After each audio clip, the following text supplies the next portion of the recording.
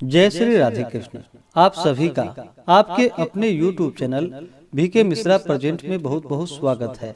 आइए आज आप सब सुनेंगे माघ मास महात्म्य कथा में 20वें अध्याय की कथा। अब तक आपने पिछले अध्यायों का कथा श्रवण नहीं किया हो तो चैनल पे वीडियो अपलोड है या चैनल पे माघ मास कथा के नाम से प्लेलिस्ट बनाया गया है। आप वहां से पिछले अध्यायों का कथा श्रवण कर सकते हैं। तो बोलिए प्रेम से भगवान विष्णु की जय, माता लक्ष्मी की जय, सर्वदेवी देवता की जय। वेद निधि बोले कि हे महर्षि, धर्म को कहिए जिससे ये बालक श्राप की अग्नि ज्वाला के दुख से मुक्त हो जाए। लोमश जी बोले, ये सब के सब मेरे साथ नियम पूर्वक संपूर्ण माघ स्नान करे। माघ के आखिर में ये श्राप से छूट जाएंगे, नहीं तो इनका निस्तार न होगा।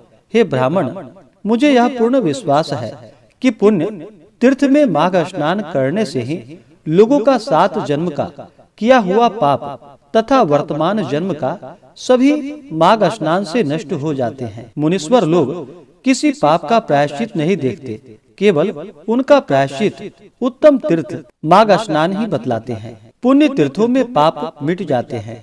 माघ मास में जैसे मान सरोवर में स्नान करने से मोक्ष मिलता है, वैसे हिमालय पर्वत पर के तीर्थ 100 पापों को नाश करने वाले हैं। आच्छोद में स्नान करने से इंद्रलोक मिलता है।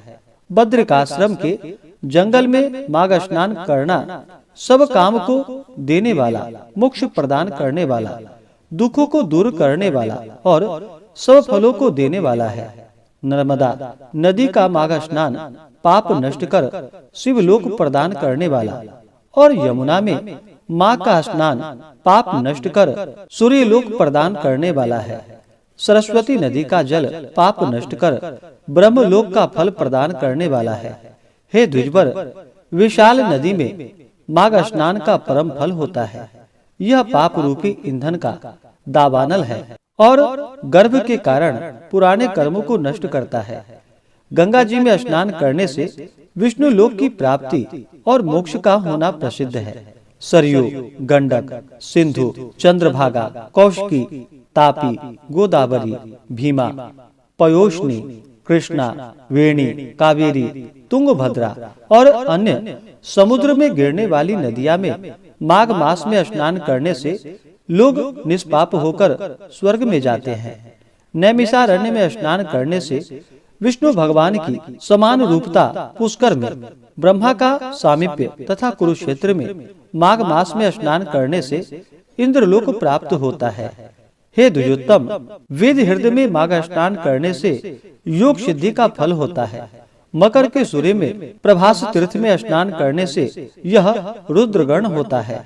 हे ब्राह्मण, पृथदक में माघ स्नान करने से वैष्णव पद को, देवकी में माघ स्नान करने से मनुष्य देवता का शरीर प्राप्त करता है।